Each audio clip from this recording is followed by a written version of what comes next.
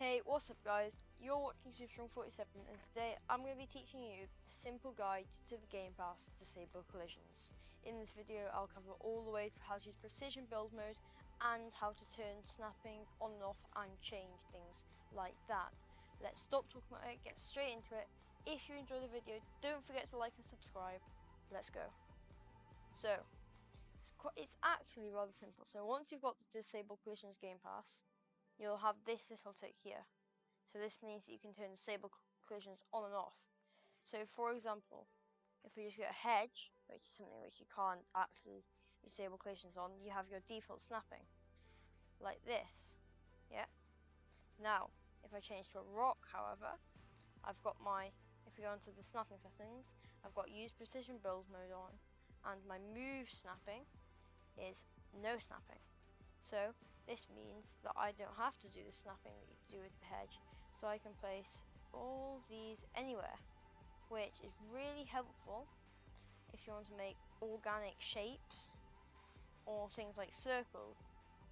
Like so you can see there's a tiny bit of a curve here, which looks quite nice. So if you just delete all of these, right, you can do this by you find the item you want. So let's just use a tree now, and you click enabled after placing a nice item. So if I've got it on disabled, it just places this. I've got no menu like I had before. And if I make it so it's enabled, before placing it opens this, so it's really easy to accurately place something just how you want it. So for example, I want to build a tree in, like, I don't know, maybe a little flower pot. Then you click G, and boom, built. Now this also can be used without that menu.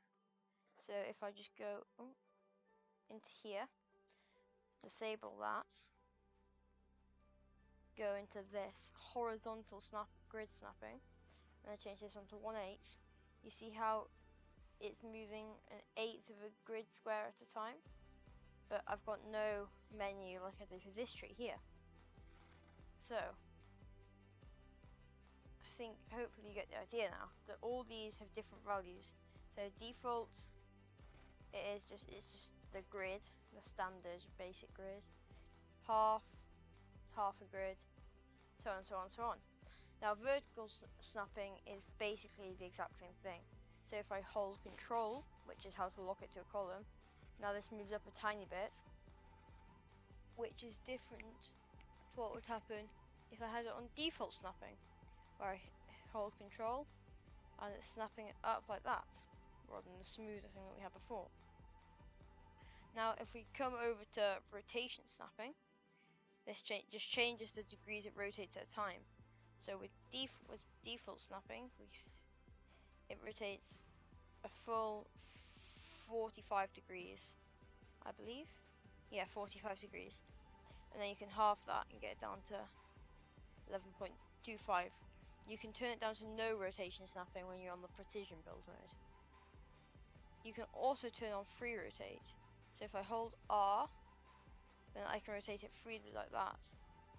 So that's also similar to what you can do in precision build mode, but you can keep something on grid with the actual block, but not the rotation with that. So overall, it's also quite simple.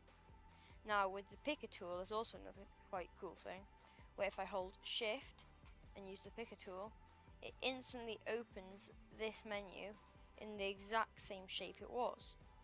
So if I just put that there, now if I just don't hold shift, click this, they're different, you see? So that this one is not in the ground, it's not tilted slightly, and that's just your basic tree. And that's quite helpful that if you need to build a bit of terrain up, then you can just pick it and then easily change it from there, rather than having to completely get it back into where it needs to be. So if I go into my other park, which I'm building currently, then I can show you a good example of this. So you just go into here, just wait a second for this to load, and then I can show you a way that I have used disable collisions, and in that way to create this. So as it's loading, you'll slowly be able to see it. And this, these flower beds here, and I've used it a bit here. All these trees are also all unique, just to give it a bit more of organicness. But this flower bed looks really nice because I've just used these standard trees in the ground and stuff. That works quite well, and very standard bushes, which I believe are just down there. But so these just standard bushes and the rocks, and as a combination along with things like dead trees and these logs, it works really well. So that's it from me. I hope you've learned something from this, and I hope you'll use it in your park. If it's been helpful, don't forget to subscribe and hit that like button, and turn notifications on if you really liked it, so you don't miss my next post. That's all from me. Bye.